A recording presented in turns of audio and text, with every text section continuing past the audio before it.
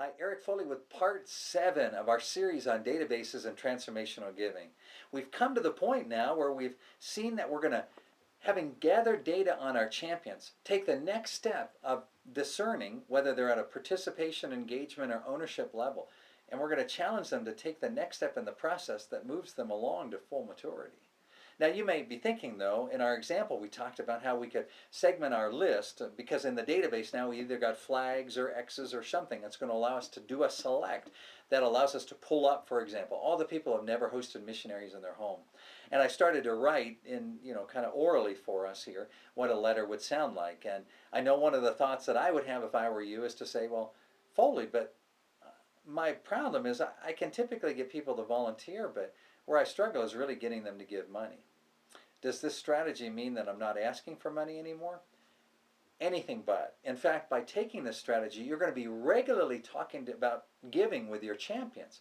But you're going to do it in the context of their growth and not your need. The nonprofit organization you run is the platform for them to grow to full maturity in Christ. And what you're going to do is that as you have conversations with them, like this kind of a letter now that we're still writing together about hosting missionaries, you're going to talk about their financial giving in this way.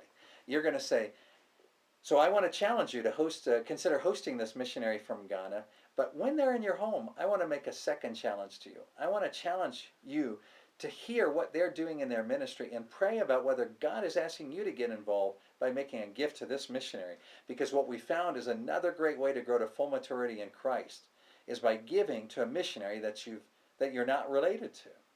So we're always going to weave giving into the discussion, but it's never going to stand on its own just as saying, oh, and by the way, send us money because we need it.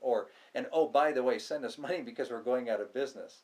You're not going to be going out of business in this way because your champions are going to recognize that your first concern is them growing to maturity in Christ. Let's pick another example just to make sure you understand. Let's go back to the one about whether champions had read the biography of a famous missionary. So a letter or a phone call or an email would go something like this. Hey, remember when I called you on the phone last week and you said that you hadn't yet read the biography of a missionary? There is a book that I found that I want to challenge you to read. You may not even be a big reader, and I think you're still going to like this book. It's the story of a doctor who just retired from one of our hospitals after 40 years of service. And I'd love to send you this book for you to read. And as you read it, I want you to consider doing something that maybe you wouldn't have thought of otherwise.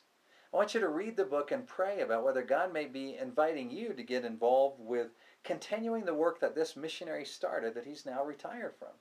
And maybe that'll take the form of a short-term mission trip, or maybe it'll take the form of a regular monthly giving commitment. Do you see how we're beginning to put all of those things together? It's not like in one letter we can only deal with one topic. We're weaving together a couple of those growth steps or next steps. And we can do that same thing in a banquet. We can do it in an email. We can do it in a letter. And we can select exactly the right audience for whom that's going to be the right ask. We're no longer going to need to guess whether they might respond to this or that. Instead, we're going to challenge them to take the next step of what they need to do to grow to be more like Christ in the cause of missions. So that's why we're not going to throw out any of the data that we have. Our databases contain significant information that's traditional and transactional, that's for sure. But it contains a lot of good giving information. But that giving information is now going to be a part of a much wider record base that we have of information about each champion. So what I would say is that giving information is necessary. In fact, it's necessary legally for you to be able to do good receipting. But it's not sufficient. You're going to need to gather that additional information to be able to make this work. Now let me add another caution to you. There's some giving information that many nonprofits have on their databases that they need to remove. I want you to think every time you access your database of your champion standing over your shoulder looking at what it says. Now imagine if that database contains information that you've paid for that has that person's total asset levels or their total credit card debt or their projected home value. This is now available, of course, as you know, for very few dollars for a lot of people on your database, and a lot of nonprofits have appended that information. That information is dangerous and it should be removed because it violates the very principle of the database being transparent, making it so that if the champion saw that information, they'd say, where did you get that information? What are you using it for? And remember, this goes back to what we talked about at the very beginning. If our information doesn't match God's information, our purposes won't match God's purposes. So that's how giving is tracked in transformational giving databases. When we come back, I'm going to summarize for you in the conclusion of our series all of the steps that we just walked through and where to start once you finish that video.